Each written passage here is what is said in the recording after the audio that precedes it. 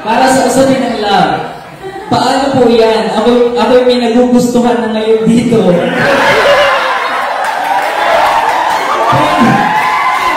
Pwede niyo po ba akong tulungan?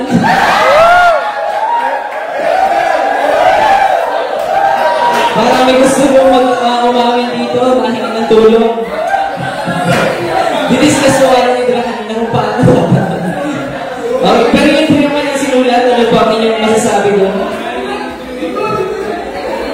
Paano po yan? Ako'y may nagugustuhan na ngayon dito. Pwede niyo po ba akong tulungan? May isa pa po pala kapareho. Basahin ko na din po. Paano po kaya kung may nagugustuhan ako dito sa loob ng hall? Hindi ko lang po masabi dahil nahihiya ako. Dalawa po ito magkaibang papel para sa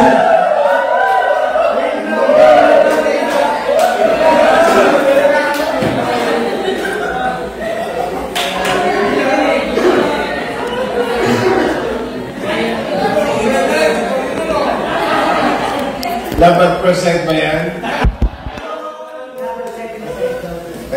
Kung tulong lang, hindi sabi yung pastor mo.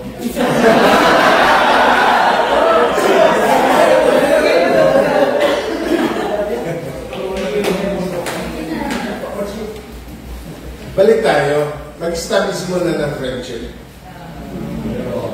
Mas maganda talaga ang ligawan ng kaibigan mo na, yung best friend mo na. Hanggang sa pag-aasawa yung talagang batayan. Pagkalipas ng mga taon at nawala na yung kilig, ang natitira na lang yung friendship. Yung tao kasama, kahit wala na yung kilig. Kaya mag-umpisa sa friendship.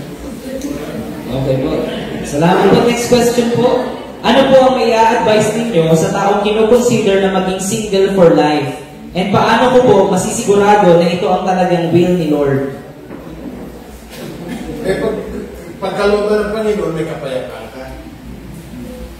Pagkalooban ng Panginoon. Saka bibigyan ka ng kakayanan ng Panginoon na batahin ang buhay na nag-iisa. Malungkot yung buhay ngayon sa marami. Kasi nakita ng Diyos nga na kay Adan, sabi niya ng Diyos, hindi mabuti sa lalaki na mag-isa. Ngayon, kung kalooban naman ng Panginoon na hindi ka makakapag-asawa, bibigyan ka ng biyaya na maging masaya, payapa, kahit isa. Nakasinsen din ang mga nag-asawa. Okay, salamat po. Sunod pong tanong, ano po ang mas mainam na hanapin? Katulad ko or opposite ko? Halimbawa, ugali, interes, etc. Marami kong nakita na opposite, pero nagtagumpay sila kasi wala sa isa, tugon na yung isa.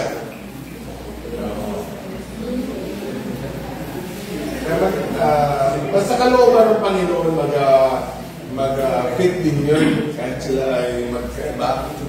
Hindi naman magkaiba. Sa lahat ng bagay, may mga bagay lamang na dapat ay kaya nilang galawan kahit sila magkaiba. Halimbawa, kung tao pala strict, kahit ating gabiyan, sinigo ang ating asawa dahil gusto kong i-discuss ang isang issue. Paano kung ikaw ay katulad ko tapos yun namang mapapakasawa mo, walang ka-idea sa kahit ano. Kasi tulog na nga tayo. Ako yung mukhang kailangan ng discuss sa mga bagay. Kaya ako 17 anos pa, gusto ko mapapakasal na tayo. Kasi kailangan yun. Kailangan ko yun. Sige po. Next question po. Paano po kapag nasa ibang church ang nagugustuhan mo? Paano po kapag nasa ibang church ang nagugustuhan mo? Anong klaseng church? Kung pala ito ng ating church, okay din naman yun. Pero maganda sana kung madala ko sa CHCC para hindi ma-disrupt yung ministry mo. Madaling ganda. Wala namang galing. Wala namang masama na na dahil ka doon. Wala mo masama.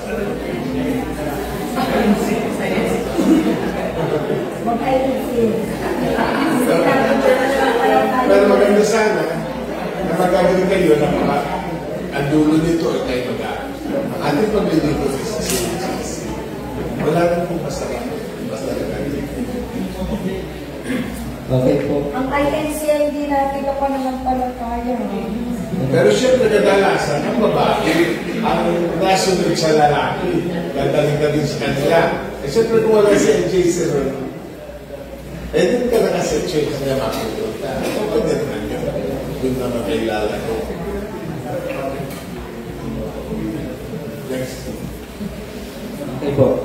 Next question po, what are your thoughts about this? Approve sa parents pero di approve sa church. Approve sa parents pero di approve sa church. Eh siguro naman yung biblical standard ang nakakompromiso kaya hindi approve sa church. Yung biblical standard hindi abot. Eh kung hindi naman alam yun ng iyong parents, siyempre approve sa kanila yun. Pero i-consider mo kasi ang biblical standard, yun ang high standard. Siyempre, nahanap ng mga magulang ng seguridad. Ay dyan naninig, parang ayos ka ito din. Financial security. Financial security. Papayag naman yung pamilya na yan. Kahit po, totoo na lahat yun. Yung spiritual consideration pa rin ang mahalaga. Yeah. At ang mga leaders ng church, kadalasan, ipapayo nila sa kanila ay yung spiritual perception ng meron. Kasi ang biblical standards ay siya ay tumatawid sa eternity na dapat inisipin. Anong klase mga anak ang i-raise namin? Yun ay wala sa halaga.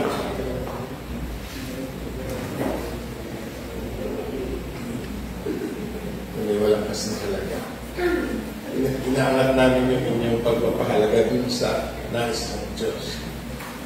Kaya yun yung mga non-negotiables. Sige. Okay, gusto niyo po, pwede bang subukang magmahal kahit hindi pa nakaka-move on from previous one?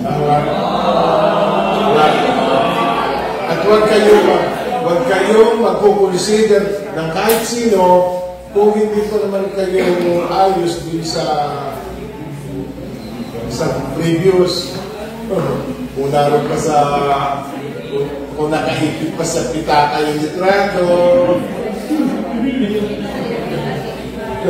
naroon pa sa wallet. Right. Kasi kayo ay wala sa tamang wisyo. Pag kayo galing sa isang previous relationship, lalo na kung madugo, huwag kayong kahit naman sa desisyon. Sabi namin, kapag kayo emosyonal, huwag ka magdidesisyon. Lalo naman ang magmahal. Baka gagamitin mo yun para magpagaling.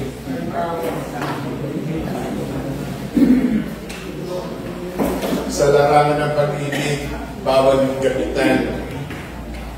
Pag-aawayan din naman ninyo yun. Paano kung hindi ka makapag-deliver ng pagmamahal?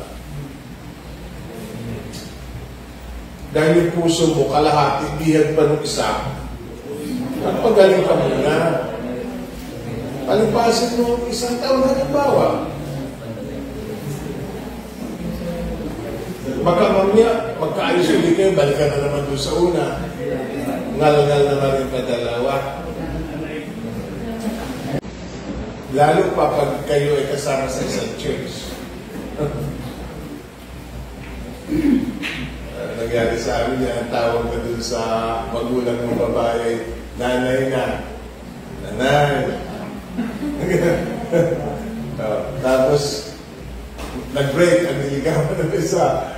Ay ano naman ang tawag mo, ate na naman. Nanay na ang tawag mo dati. Kaya binabantay namin ng mga young people kasi magkakasakitan.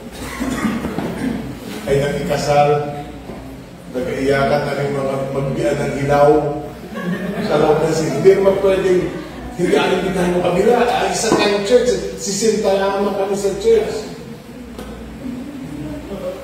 Ay, alimbitan mo ng kabilang partido. Nagahirap ang guru. Okay po, next question. What if you started right naman sana by supporting each other spiritually and emotionally, but then you came up to a point that you struggle physically? What do we need to do? What if struggle physically po ang ginamit niya ito? Physically how? Physically, hindi ko na alam. Baka po, when it comes to physical intimacy or... Tama sana. Po si Pastor Tino, lagi gigil na gigil kung magkanta sa motor. Magkanta sa motor. Napatawag. Dati, yan dalaga na yan, nakauwi sa kanila kahit hindi mo inahatin. Uwi mo, nakauwi yan.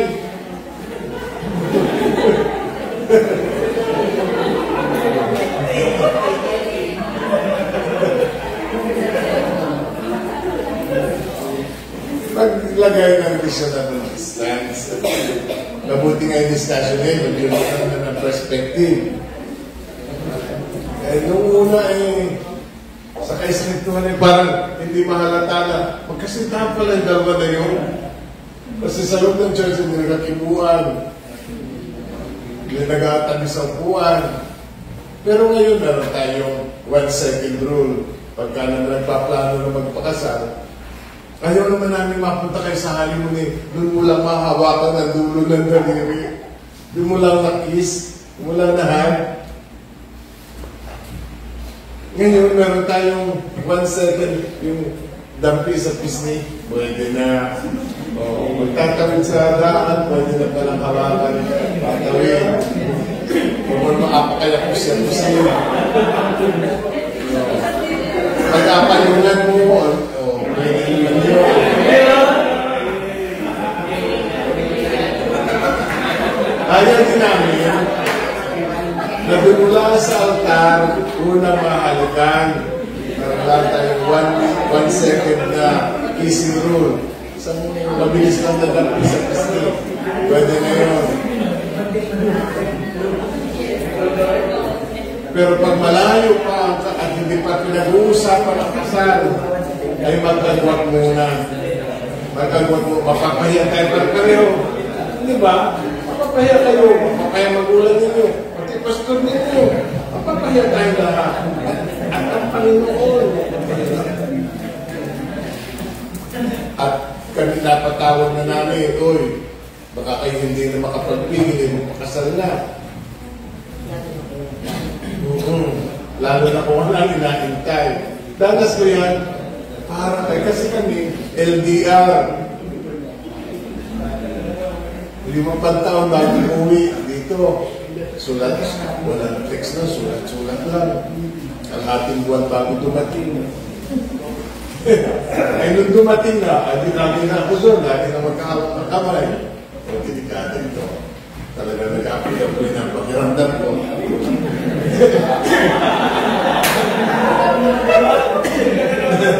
Nagpunta ako daw pastorin, hindi ko makali ito. Kumain lang ng tanghali si pastorin, takbo pa lang. Ay, Ate Rosie, binatayin doon na makapigil. O, 3 pong araw mula nung nagkasala na kami. Ganun kabilis. Kaya napag-graduate na ng college. Pag-graduate na ng college. Hanap buhay na. Nagpakasal. Yan talagang ganun eh. Ay tao. Kaya talagang parang gusto ko na makadumog-dumuli na.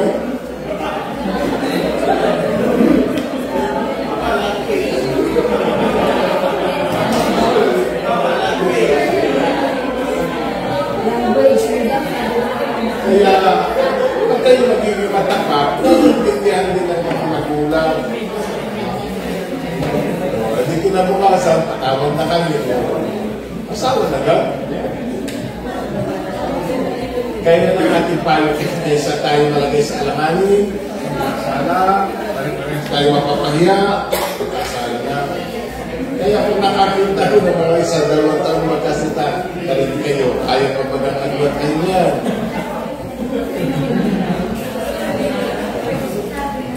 Kung malayo-layo pa, magkagwat muna. Next question po.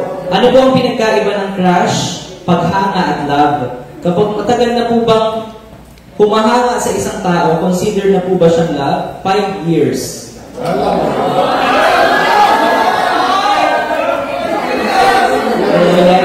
Alam mo ba, nakatawag natin yun?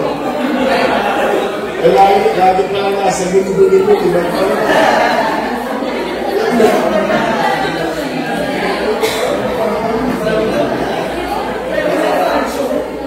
Meron din ang pag-aaral na ang babae pwede na-develop within 2 months. Pag naging kaibigan mo isang binata, pagdating ng 3 months, pagtatanong na yan, mahal ko na ba ang tao ito? 5 taon? Pagsabi ka na, 5 taon pala eh. Okay, ang sunod po ay, what are your thoughts about permissive will? What are your thoughts about permissive will? Sinurge po ni Ate Rose. Sabi po, in a religious context, a permissive will refers to the choices and events that God allows to happen, even if they are not His perfect or ideal desire, ultimately to be used for a greater purpose or to allow for the exercise of free will. Oo. Pero hindi na, napaka-rare na occasion sa Bible. Halimbawa kay Gideon, pinayagan daw ng Diyos yun para makapagiganti ang Diyos sa mga kaaway niya. Pero napaka-rare na case yun. Noong una, pinaniniwala walang permissively. Ang meron lamang yung perfect will. Pero meron kong traces sa Bible, parang meron nga permissively. Pero yun ay napaka-rare. Kaso, dahil may pambihira, kung ito rin ang alaga, yan may kabilang. Next question po. Okay lang po ba maging single kasi insecure po ako sa pag-ibig or di talaga ready or gusto? Okay lang po ba maging single kasi insecure po ako sa pag-ibig or di talaga ready or gusto? Eh baka naisa ka dun sa nakatadhanang mabuhay yung isa. Kasi kung papasok ka sa relasyon, para maging fair, dapat gumaling ka sa insecurity na yun. Kasi napakahirap makasama sa buhay ang insecure na tao. Dahil ikaw napakalabing na tao, pakiramdam niya, kulang, mapupundi ka. Kaya para sa inyong kapayapaan, huwag ninyong siseryosohin, makipagrelasyon sa isang Okay, sunod po. Ano pong dapat kong gawin kung may karelasyon na ako pero hindi ko nasusunod ang mga rules ng iglesia? At siya po ay hindi kasama sa CLJC pero sa ibang church po siya. Dapat ko po ba siyang iwan or mag-stay na lang ako at sabay namin palalakasin ng isa't isa tungo sa pagsunod kay Kristo? May karelasyon daw po siya. Yan ay kailangan na lamang sa personal counseling para malaman namin ang mga maliliit na mga detalye na maaaring hindi namin mag-gets doon sa isang pang-uusap lang. So kung gusto niyo matulungan, lumapit kayo sa amin para sa personal counseling. Kasi kung kaya sa mga Christian, di yung pinakamalaking malaki ni wala. Christian, di yung bangon na yung balaki din, alis na. Yung sunod na balaki ba? Baka pwede mo. Baka maririmedyo. Okay. Is it okay to love someone who doesn't share your faith? No.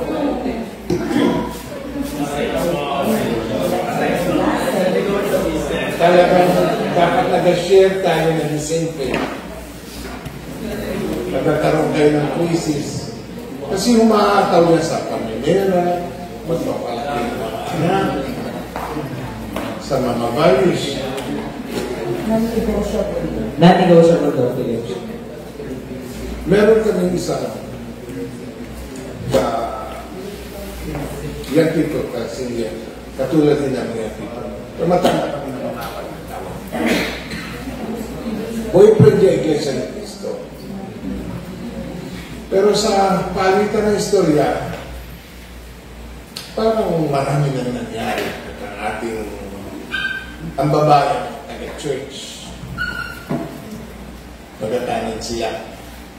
Pero bago magtanan, sabi nila na, pwede ka pang umatras kung gusto mo. Hindi ba magandang? Yung hindi mananampalataya nagsasabi na pwede ka pang umatras kung gusto mo. E naibigay na ang sarili ng maraming ulit. Di wala na siyang alas. Kasi sa kultura ng Pilipino, nung 80s, ganun yun eh. Naibigay mo na sarili mo. Makaka-atras na pa ba? Pero yung lalaki ang nagsabi. Pwede ka pa umatras kung gusto mo. Ang tama sana umatras. Tinuloy niya eh. After 30 years, hindi pa rin Kristiyano, Iglesia ni Cristo. Ang pinakamahirap, converti yun ay Iglesia ni Cristo. Luto yun sa aral nila eh. Matitiwalag sila buong pamilya eh. Ang pinakamahirap dalhin, baka mas madali pa ang Muslim. Pero Iglesia ni Cristo. Kasi sa Iglesia ni Cristo, lahat ng religion ay mali. At sila lang nata. Hanggang ngayon, nag-aaway sila sa pagsamba.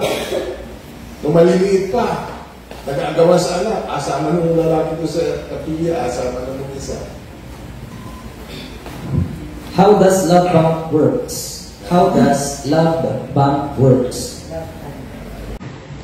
Yung love bank ay common bank between you. Common bank. Parehas kayo nag-deposit doon ng love. At parehas kayo nag-withdraw ng love.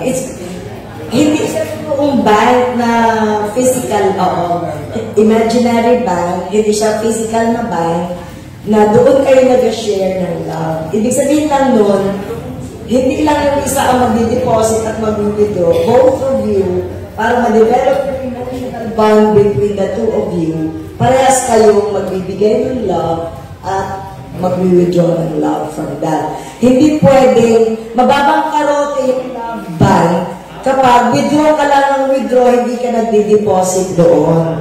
Yun ang ibig sabihin ng love bank. At yung mga taong insecure, withdraw lang ng withdraw, hindi mo na nag-deposit. Kahit sa mga hindi mananampalataya, inom ka ng inom, kain ka ng pulutan, hindi ka naman nabili. Pukpukin ka na kita ng buti. Yung isang relasyon, kahit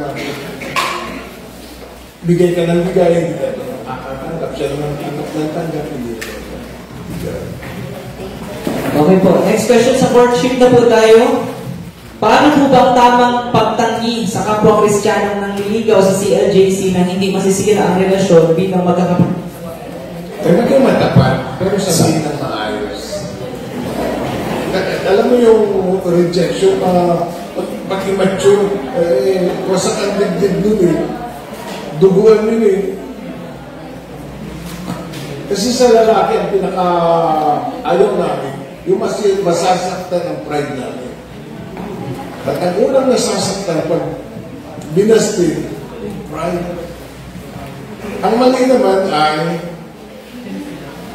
sa lalaking na basted, hindi ka magad para patunayan ano. May kapalit ka agad. Arilaman yung sinayang mo.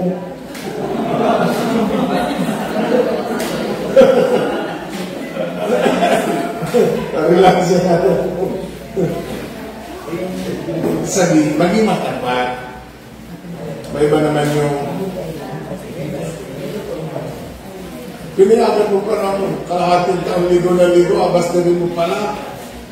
Sabihin mo na agad, meron po nito kasi ng, meron sa klase ng tao na mabait naman, pero sa unang lapit pa lamang, hindi siya type mo.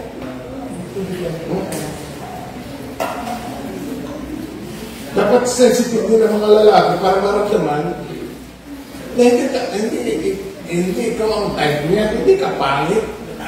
Pero hindi ikaw ang type niya, talagang ang tao na kaya kanyang type. Kung hindi ka type, tanggapin mo. Pagkatapos mo malimutan yung pagkabastid mo, gano'n naman. Pagkatapos ka na namin. Sige po, sunod na tanong. Pwede po kayo ipasya ng GF ko sa aming bahay upang ipakilala sa aking magulang at iba pa namin kamag-anak. Okay lang po ba yun? Kung hindi ka sigurado, mga babae, lalo na yun nasa bukid. Kung hindi kayo sigurado na yun na ang gusto ninyo, huwag kayo mag-awi ng boyfriend. Huwag kayo mag-awi ng boyfriend. Kahit mga lalaki, huwag niyo pagsama ang girlfriend. Huwag ninyong magiging malapit na dun sa, bago mamili, para katuluyan. Si babae naman, sunod na taon. May apakilala naman sunod na boyfriend. Sisilip naman yung mga medyo mabalbas yung unang kasama. Ba't ngayon na medyo kalgula? Yung pagkikilala siguro ng family ay mas magandang mangyari during the period, dun sa period ng friendship. So, panahon na kayo magkaibigan, magkabarkada, magkatropa, doon siguro magandang kilalanin ang pamilya ng isa't isa. Hindi doon sa panahon na kayo magkasintahan na. Malibang sigurado na kayo na yun na nga ang kalooban ng Diyos na mapakasawa nyo at kayo yung nagaplano na ng pagpapakasal. Pero kung kayo hindi sigurado na yun ang mapapakasawa nyo, huwag nyo munang isama sa bahay. Okay. Sige po, next question. Paano po ang tamang paraan ng building of friendship na hindi magiging issue na you are courting her? Paano po ang tamang paraan ng building of friendship na hindi magiging issue na you are courting her? Samantalahin mo mga group activities. Tulad dito, ganit sa pinyang people. Kaya lang maglupakan.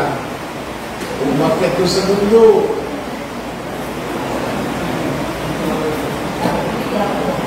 Dapat marami. Kasi pagka kailangan magkatabi,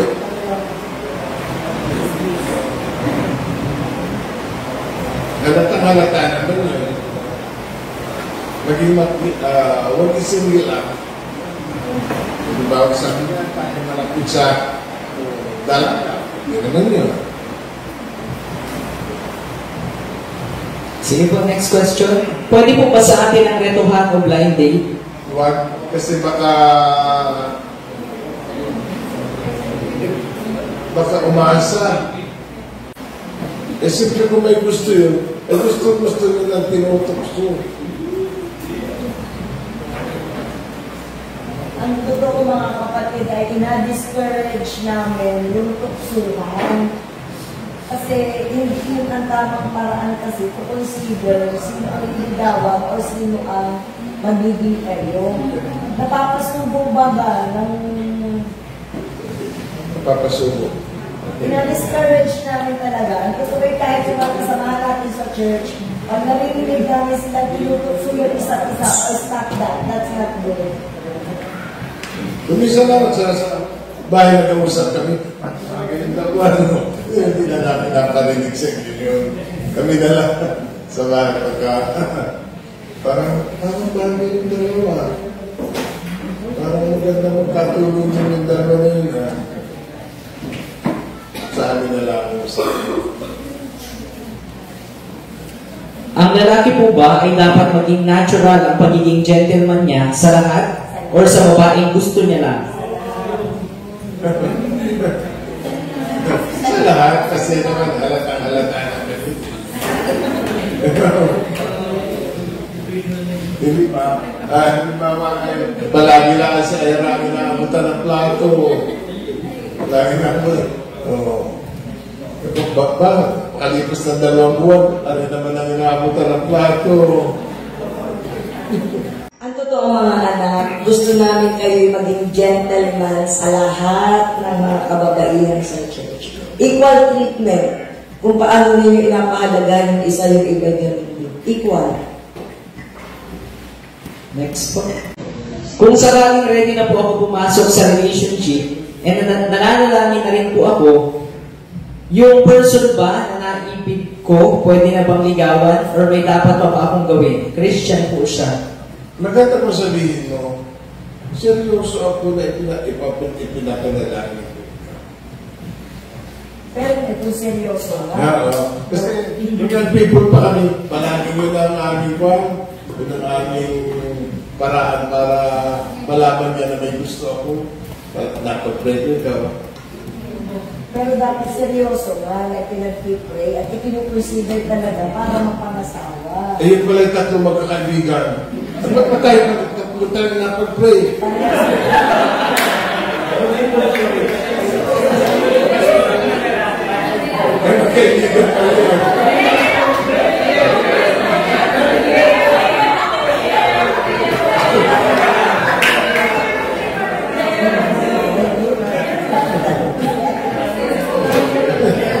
Siyempre may chika-chika sila eh. Panalangin natin ako na rin si Arman. Ay nagsabi din sa akin sa mura na lang. Ganito mga binata. Kapag nag-approach kayo, kasi kayo dumadaan din sa ang mga lalaki kasi madaling mainlabi nito makakita. Parang gusto ko rin. Parang gusto ko rin na isa rin. At saka rin isa pa. Wali 3. Gusto ko. Ngayon, sa isip niya, paglipas ng panahon, ayaw ko din eh. Tabingit ko ngumiti. Sa dalawa. Hanggang hindi, matimbang na matimbang yung isa, huwag kayong papasok. Baka mamaya, akala mo ang gusto mo. Ay naku, ano pala ang gusto ko? Mahirap. Nagpaasa tayo. Next question. Paano malalaman kung siya na ang katiyakan ng Panginoon? Paano malalaman kung siya na ang katiyakan ng Panginoon? Marami sa amin ay nagtugma. Pero ang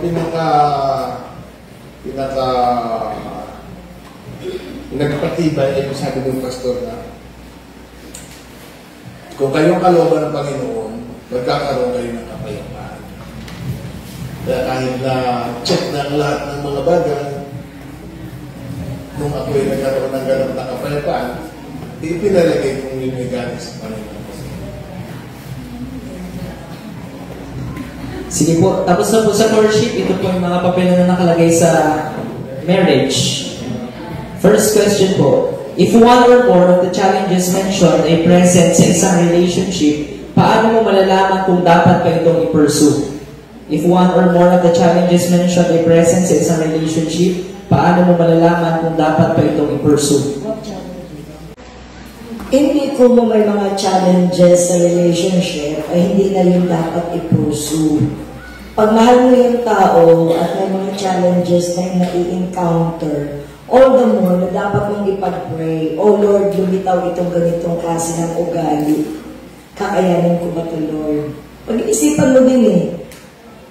Mataway pala, Lord. Parang nakakawasak ng personality. Tutuloy ko pa ba ito? Walang galang, Lord. Bastos, Lord. Yung, alam mo yung, before God, ini-evaluate mo yung tao kung mag-aari ba o hindi. Hindi mo naman basta lang iiwanan ang relationship dahil may mga challenges na lumalabas. maingat mong i-weigh. Pero hindi naman mali na umatras. Kung kita-kita naman ninyo, hindi naman masamang aminin pa mo na masyadong naging pandalos-dalos. Ngayon kita ko na mas malawak na picture. Hindi masamang umatras. Merong babae na pag nagagalit ay sinasabihan ng Diyos. Hindi pa kasal yun na. Sabi ko sa kanya ay, meaning yung pag-asawa hindi nagpapabago sa tao, may pagkakataon at pagmatas. Balita kong wala na sila kayo. Parang hindi nakasapong taon. Kung hindi pa kasal, pag nagagalit, pinutok ko ng ka. Red flag na yun. Walang galang. Pero hindi siya kinulang na ano. Sinabi namin na, meaning, yung kasal yan, hindi nagpapabago sa tao yan. Walang milagrong nangyayari sa kasal. Kung ano yan ngayon, maaaring magbago lang ng kaunti, pero ganyan yun. Yung mga tao magaan talaga kamay. Pero mga Kristiyan, sinasabi ko siya. Sige po, next question. Sinabi po kanina na dapat okay na ang iiwan, lalo na ang pamilya. Paano kung nakatulong naman na at may sapat naman na nahanap buhay ang pamilya, hanggang kailan dapat tumulong sa pamilya? Depende yan. Kung ang iyong nanay bago, katulad na sa akin, naging pananagutan ko hanggang siya mamatay. Balo siya. Kahit sa Biblia, kahit sa church, itinagubili ng Diyos na kalingayan ng mga balo. Kaya mag-agree din kayo magkasintahan. Okay, anak, ang nanay ko ganito ang sitwasyon, tanggapin mo na for the rest of our lives, siya'y magiging pananagutan natin. Dapat nag-agree kayo ng gano'n. May plano rin ako na para ako naghanap buhay, ikatlong parte ng una kong magiging pundar ay ilala ko sa akin. Ganun talaga eh. May mga taong pinapag-abuyan ng responsibilidad. Hindi mo naman pwede sabihin na kami na may itong magkakapatid ako at ako laang. Pero tungkulin sa iyo na inabot niya.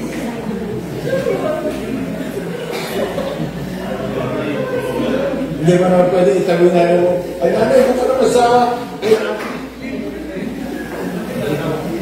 inakot ko na yun ang kasasya.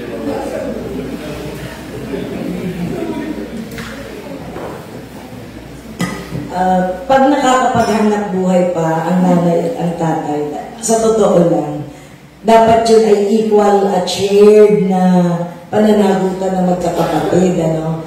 Pag nakakapagtrabaho pa ang nanay at tatay, hindi masyadong problema yun. At totoo, makakapag-asawa kayo nang walang masyadong iniisip. Ang problema ay pag sila'y tumandat na at hindi na wala ng hanap buhay at hindi na nila kayang sustentuhan ang kanilang sarili. Doon yun magiging pananagutan ninyo. At kailangan mag-usap kayo magkakapatid paano sila susuportahan. Ngayon, paano kung walang ibang may kayang mag-support kundi ikaw lang? Talagang tatanggapin mo na iyong pananagutan. Dahil may verse sa Bible na nagsasabing, yun daw hindi kumakalinga sa sariling sambahayan ay mas masahol pa sa hindi mananampalataya. Kaya talagang katungkulan natin na akuin mo. Eh, paano kung magpakasabi sa saksakan ng dapot? Ganito yan. Pag pinakasalan mo ang tao, pinakasalan mo na rin yung pamilya niya. Kung hindi ka rin, di ka pumasok. Nag-aawain niyo ng pag-aawain niyo. Pilipino ng ugali ito eh. American ugali. Marami pa namang nababalo sa Pilipinas ay walang pensyon. Kung minsan yung nihadlang sa pag-asawa. Next question po. Bakit po parang hindi kinundinan ng Diyos ang pagkakaroon ng maraming asawa ni David, Solomon, etc.? Kasalanan po ba ito bilang mga Kristiyano na sumasampalataya din sa Diyos na sinasampalatayahan nila na gawin ng ganito? Bakit po parang hindi kinundinan ng Diyos ang pagkakaroon ng maraming asawa ni David, Solomon at iba pa? Kasalanan po ba ito bilang mga Kristiyano na sumasampalataya din sa Diyos na sinasampalatayahan nila na gawin ng ganito? Right from the very start, ang plano talaga ng Diyos ay isang babae at isang lalaki for life. Yan naman ang malinaw na sinasabi sa Biblia. Ipinahintulot ng Diyos ang, ito siguro yung masasabi natin, permissive will. Pinahintulot ng Diyos ang paghiwalay at ang pag-aasawa ulit sa iba. Pero sabi ng Biblia ay dahil matitigas ang ating mga ulo. Pag ang Diyos ang tatanungin, hindi yun yung gusto mo. Ginagawa lang natin dahil matigas ang ating ulo. Sige po. And next question po. Paano kung gusto na magpakasal pareho pero ayaw pa ng magulang? Pakinggan ng mga pagtutol. Baka naman may dahilan ang pagtutol. Meron namang ang dahilan ng magulang mawawala yung suporta. Nangyari din sa atin ko.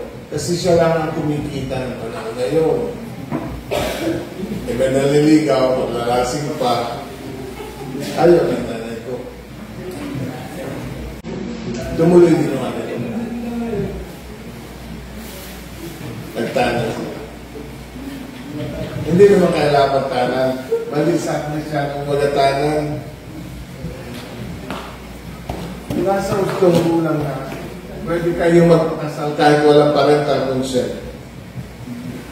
Kung kayo nasa edad niya, pwede kayong magpakasal kahit walang parental consent. Pero siyempre, hindi lahat happy. Pero hindi naman kailangan lahat ay happy. Pero mas maganda kung makukuha din nyo ang basbas ng magulang. Mag-usap. Pakinggan ang mga pagtuto. Baka naman balido ang mga pagtuto. Kung ang problema ng mga parents kung bakit hindi kayo pinapayagang magpakasal pa ay dahil mawawala yung financial support sa kanila, i-discuss nyo sa kanila na hindi naman namin kayo pababayaan. Willing naman kaming magbigay ng ganitong amount para sa inyong ikabubuhay. Wala namang hindi mapag-uusapan. Pero valid ang pagtutulong aking ina. After 40 years, hindi talaga 40 years ng kasal ng kapatid ko, hindi pa rin nagabago ang aking bayaw. Ang dami ng sakit, pero hindi pa rin nagabago ang aking bayaw. May dahil yung aking ina. Tama ang aking ina. Sinapin ng kapatid ko yung lahat ng mga bisyo na yun. Next question po. Halimbawa, mag-asawa at di pwede mag-anak ang babae. Kasalanan po kaya kung mag-proceed sila sa surrogacy? Debatable yan. Kasi yan ay mga issue wala sa Biblia eh. Para bagang itong surrogacy ay parang makuha tayo ng babae at gagamitin natin yung kanyang itlog para yung sperm ng lalaki. Anak din ng lalaki yun. Ano ba tayo kung pagkasintahan? Sperm mo, egg cell ko, fertilize in vitro, tapos anin sa soil. Hindi mo na-check yun? Okay. Wala akong sagot doon. Pwede pala yan. Kukunin yung itlog na babae, binti na lalaki, fertilize sa laboratory, may kausap kayong babae na siyang magabuntis. Pero hindi ko talaga wala akong sagot. Mas madali pa sagutin yung mga ampun. Pero parang sa tanong ay malusog naman yung itlog pareho. Ang may problema yung womb. At hindi natin alam kung sa probinsya may papayag.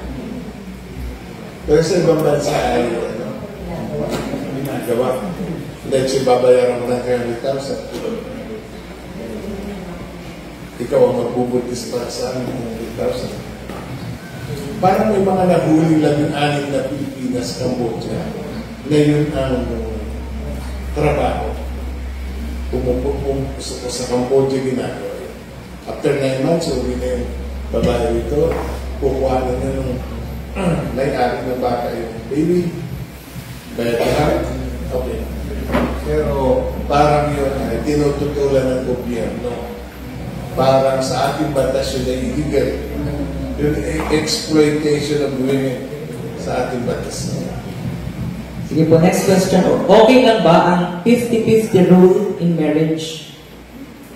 50-50 po. Siguro sa budget, sa pamimera. Parang hindi. Kasi dapat ay mayroong ganap na pagkakaisa.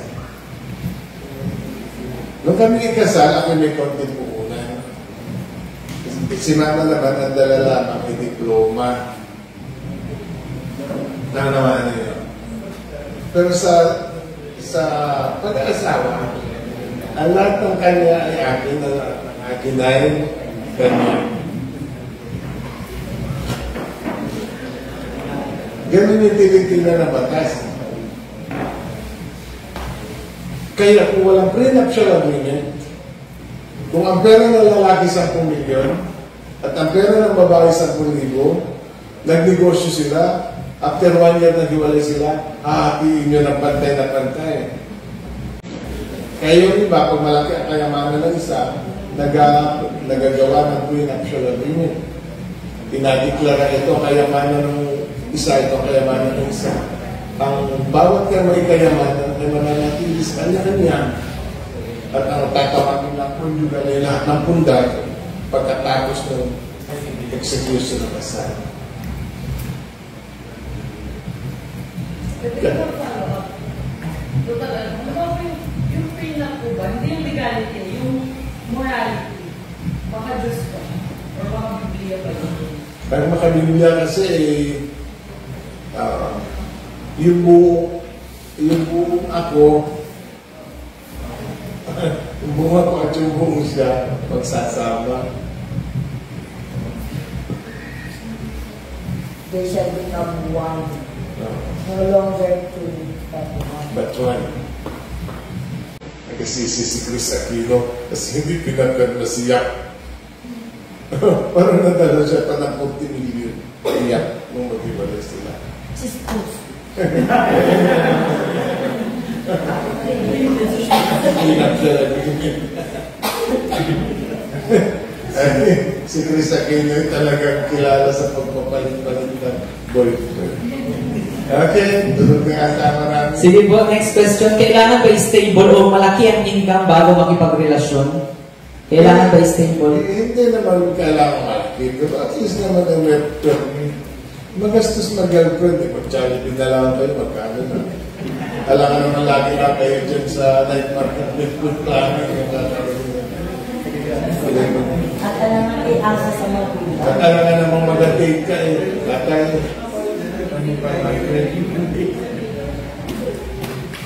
Talagang ang pakikipagrelasyon para sa mga handa na emotionally, spiritually, financially. Sige po. Sa Amerika, nag-date sila yun, 50. Nag-date sila, kung magkano yung bill, happy sila. Kayo mga babae, gusto ba ninyo yun? Taas ang kamay nung may gusto nga. Sino ang may gusto na ang lahat ng magkabayad na laki? Taas ang kamay.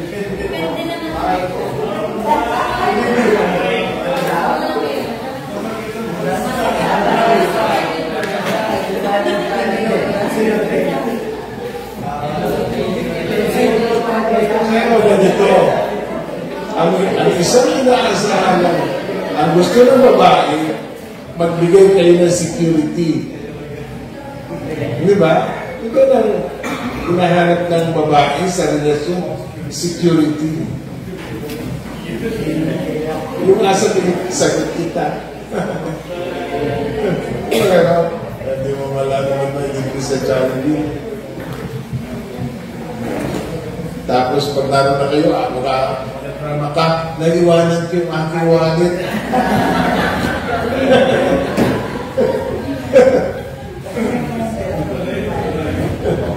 Okay po, next question. Okay lang bang mag-stalk ng ibang babae kahit may karelasyon na? Ano ang routine niyo, boys? Huwag nga. Kasi nung dapat ay tapos ka na maghanap-hanap ng pinipili. Pag hindi ka pa pala sure, mag-stop-stop ka na lang. Next.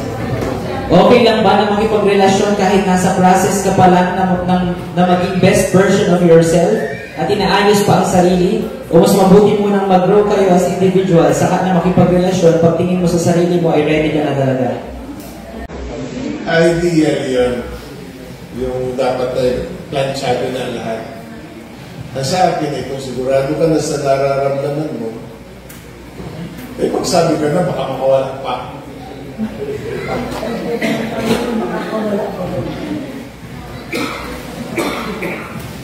Kung sigurado ka na.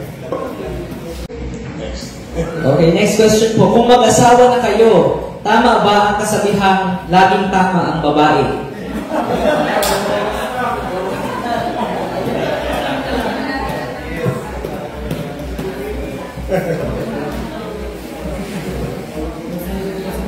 Paraging susubukin ng babae ang lalim ng katalikuhan ng lalaki. Dahil susubukin. Merong tendency din ng mga babae gusto makibabaw sa lalaki. Kaya dapat ang mga lalaki ay matining, mahirap mapangasawa ay matalino. Gusto ko pero nung naroon ako, mahirap pala.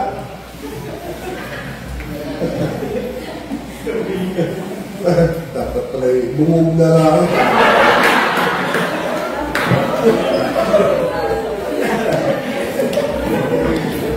Hindi mo basta mapasunod. Pero, sunod-sunod na tama akong desisyon, hindi na naalma. Ano na ni Papa?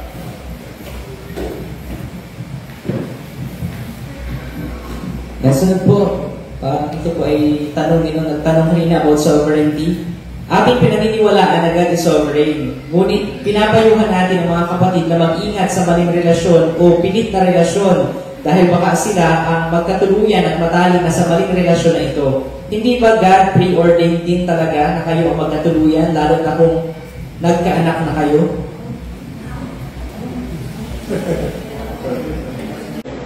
Nagkaanak na sa mag-asawa na? Nagkaanak po. Para natanong niya po na kung God is sovereign, hindi ba part of His sovereignty ay siya yung maging asawa mo?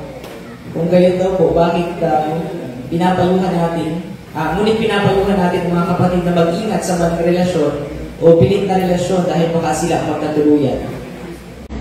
Dahil mga anak, God is sovereign, pero tayo ay hindi marunong pumili. Tayo'y padalos-dalos sa pagpili. Kaya pwedeng tayo ang magkamali sa pagpili at ipalagay natin na yun ang kalooban ng Panginoon. Only to find out later na hindi pala. At tayo marirealize natin na hindi pala, too late na.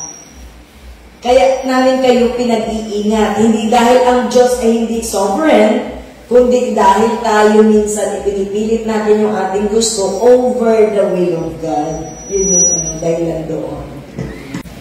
Okay na po. And last question. Paano po yung karelasyon ko ay born again kaso sa ibang church? Paano po ang best set up kapag ikakasal na kami?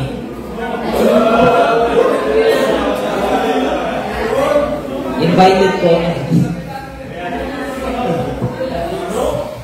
Eh, kayo pa naman masusunod ko anong setup ang gusto niyo. Pero dapat mag-agree before the wedding. mag-agree before the wedding. After ng wedding, saan tayo? Sa church di ba tayo? Or sa church namin? Hindi pwede magpapauli-uli kayo kasi hindi kayo magkakaroon ng isang maayos na ministry kung kayo magpapabalik-balik ng church. Parehas siya na Christian church. So before the wedding, mag-decide tayo. Isasama ba ng boyfriend ang kanyang wife doon sa kanilang church? Or isasama ng wife ang kanyang husband dito sa kanilang church? Dapat definite yun. Madali na ang sitwasyon kung ang lalaki ay CLGC. Kasi normal naman ang babae ay isinasama talaga. Halimbawa si Kuya Chapel, nag-agree sila na pagkatapos ng kasalan kay sa Ate Jean, sila ay sa CLGC maglilingkod.